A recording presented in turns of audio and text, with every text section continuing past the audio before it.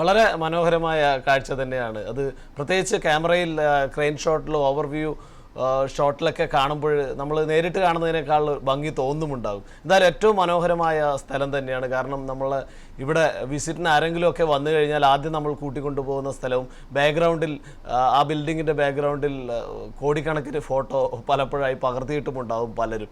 പ്രത്യേകിച്ച് ഇപ്പോൾ ആർട്ടിയുടെ ബോട്ടുള്ളത് കൊണ്ട് തന്നെ വിത്ത് AC നമുക്ക് അബ്ര വളരെ ചെറിയ തുകയ്ക്ക് 5 ദർംസ് 4 ദർംസ് കൊടുത്ത് ടിക്കറ്റ് എടുത്തു കഴിഞ്ഞാൽ ബർദുബായ് സൈഡിലേക്കും ദേര സൈഡിലേക്കും വളരെ ഈസിയായി ക്രോസ് ചെയ്ത് നമുക്ക് നല്ല കാഴ്ചകൾക്ക് സാക്ഷ്യം വഹിക്കാവുന്നതുമാണ്. ഒപ്പം അബ്ര പഴയ ബോട്ട് സർവീസ് ഇപ്പോഴുമുണ്ട്. അതും ഒരുപാട് പഴക്കമുള്ള ഒരുപാട് ചരിത്രം പറയാനുള്ള കാഴ്ചകൾ തന്നെയാണ്. പല സിനിമകളിലും ഈ ഭാഗം വളരെ നല്ല രീതിയിൽ ചിത്രീകരിച്ച് വന്നിട്ടുമുണ്ട്. എന്തായാലും മനോഹരമായ ഒരു കാഴ്ച ഒരിക്കൽ കൂടി നിങ്ങളിലേക്ക് എത്തിക്കാൻ പറ്റി എന്ന് വിശ്വസിക്കുന്നു. ഇനിയും ഇടയ്ക്കിടയ്ക്ക് സമയം കിട്ടുമ്പോൾ അവിടെ പോയി ഈ ബോട്ട് യാത്ര നടത്തുക വളരെ നല്ല ഒരു എൻജോയ് ചെയ്യാൻ പറ്റുന്ന ഒരു യാത്ര തന്നെയായിരിക്കുമെന്ന് നിങ്ങൾക്ക് എല്ലാവർക്കും അറിയുന്ന കാര്യവുമാണ്. ഇനി നേരത്തെ പറഞ്ഞതുപോലെ പത്രങ്ങൾ കയ്യിലില്ല. കാരണം ഇന്നലെ മെയ് 1 പത്രം അവധി ആയതുകൊണ്ട്, പത്രം ഓഫീസുകൾ അവധി ആയതുകൊണ്ട് പത്രം കയ്യിലെത്തിയിട്ടില്ല. അതുകൊണ്ട് ഓൺലൈൻ പത്രങ്ങളിലൂടെ നമുക്ക് പോകാം. ഒപ്പം നേരത്തെ എപ്പോഴും പറയാറുള്ള ഈവൻറ്റുകൾ കാര്യമായുള്ള ചൂട് തുടങ്ങിയതോടുകൂടി കാര്യമായ ഔട്ട്ഡോർ ഈവൻറ്റുകൾ, എടുത്തു പറയത്തക്ക ഈവൻറ്റുകൾ ഇല്ലാത്തത് കൊണ്ടാണ് ഈവൻറ്റുകൾ ഉൾപ്പെടുത്താത്തത്. തീർച്ചയായും ഔട്ട്ഡോർ ഈവൻറ്റുകൾ ഉണ്ടാകുമ്പോൾ, നല്ല ഈവൻറ്റുകൾ ഉണ്ടാകുമ്പോൾ തീർച്ചയായും ഉൾപ്പെടുത്തുന്നതുമായിരിക്കും. നമുക്ക് പത്രങ്ങളിലേക്ക് പോകാം. പത്രങ്ങളിലൂടെ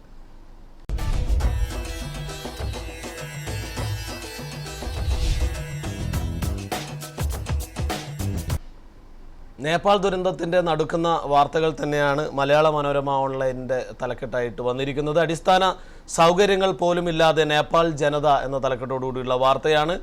നേപ്പാളിനെ പിടിച്ചുകുലുക്കിയ ഹിമാലയൻ ഭൂകമ്പം ഉണ്ടായിട്ട് ഇന്നേക്ക് 7 ദിവസം പിന്നിട്ടു. രക്ഷാപ്രവർത്തനങ്ങൾ ദ്രുതഗതിയിൽ പുരോഗമിക്കുമ്പോഴും അടിസ്ഥാന സൗകര്യങ്ങൾ പോലും ഇല്ലാതെ കഴിയുകയാണ് ലക്ഷക്കണക്കിന് ജനങ്ങൾ. പല ഉൾനാടൻ പ്രദേശങ്ങളിലേക്കും ഇപ്പോഴും മരുന്നോ മറ്റ് അവശ്യ വസ്തുക്കൾ എത്തിയിട്ടില്ല. ഇതിനിടയിൽ പകർച്ചവ്യാധികൾ പടരുന്നതായും റിപ്പോർട്ടുകളുണ്ട്. ഭൂകമ്പമുണ്ടായി ഒരാഴ്ച പിന്നിടുന്ന നേപ്പാൾ ഇപ്പോഴും കരയുകയാണ്. എല്ലാം നഷ്ടപ്പെട്ട് നിസ്സഹായരായി കഴിയുന്നവരുടെ നിലവിളികൾ എങ്ങും അലയടിക്കുന്നു. ഇന്ത്യയടക്കം വിവിധ രാജ്യങ്ങൾ നേപ്പാളിനെ കൈപിടിച്ചുയർത്താനുള്ള കഠിന ശ്രമത്തിലാണ്. രക്ഷാപ്രവർത്തനത്തിൽ ഏർപ്പെട്ടിരിക്കുന്നവരെ എല്ലായിടത്തും കാണാം. 7 ദിവസം പിന്നിട്ടപ്പോൾ നേപ്പാളിൽ മരണസംഖ്യ 6250 കഴിഞ്ഞു. ഇത് 15,000-ന് മുകളിൽ പോകാനാണ് സാധ്യതയെന്ന് നേപ്പാൾ ഭരണകൂടം പറയുന്നു. ലക്ഷക്കണക്കിന് ആളുകളാണ് ശുദ്ധജലമോ ആഹാരമോ കിട്ടാതെ തലചായ്ക്കാൻ ഒരിടം പോലും ഇല്ലാതെ തെരുവുകളിൽ കഴിയുന്നു എന്നുള്ള വളരെ ദുഃഖമുണ്ടാക്കുന്ന വാർത്തയാണ് നേപ്പാളിൽ നിന്ന് ഭൂകമ്പവുമായി ബന്ധപ്പെട്ട് വരുന്നത്. മനോരമയുടെ ഫ്രണ്ട് പേജ്, ഓൺലൈൻ എഡിഷൻ്റെ ഫ്രണ്ട് പേജിലുള്ള വാർത്തയും അതുതന്നെയാണ്. മറ്റൊന്ന്,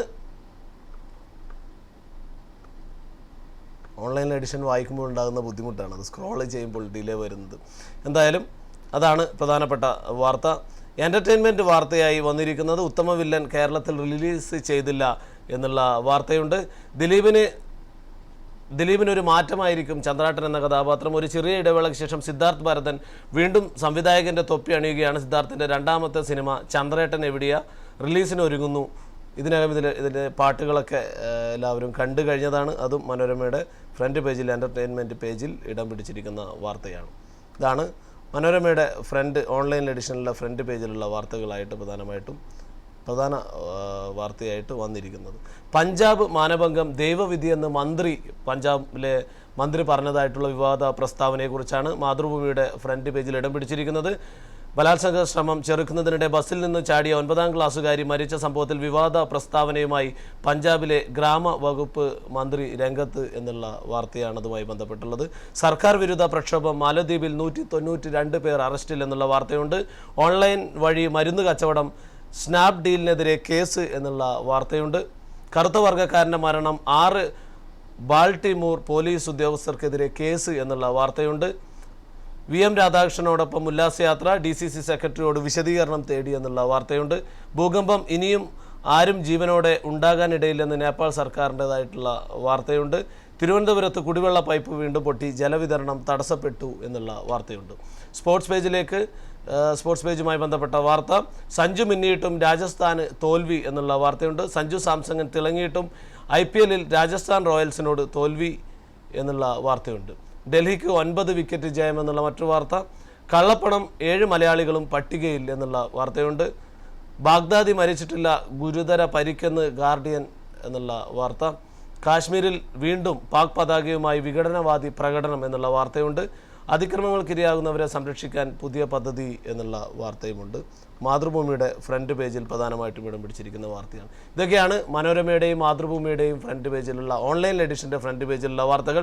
വിശദമായ വാർത്തകൾ പത്രമില്ലാത്തത് കൊണ്ട് തന്നെ ഉൾപ്പെടുത്താൻ പറ്റാത്തതിൽ ഇന്നലെ മെയ് 1 ആയതുകൊണ്ട് തന്നെ പത്ര ഓഫീസുകൾ അവധി ആയതുകൊണ്ടാണ്. തീർച്ചയായും കൂടുതൽ വാർത്തകളൊക്കെയായി നമുക്ക് നാളെ വളരെ വിശദമായി പത്രങ്ങളോടൊപ്പം തന്നെ വാർത്തകളും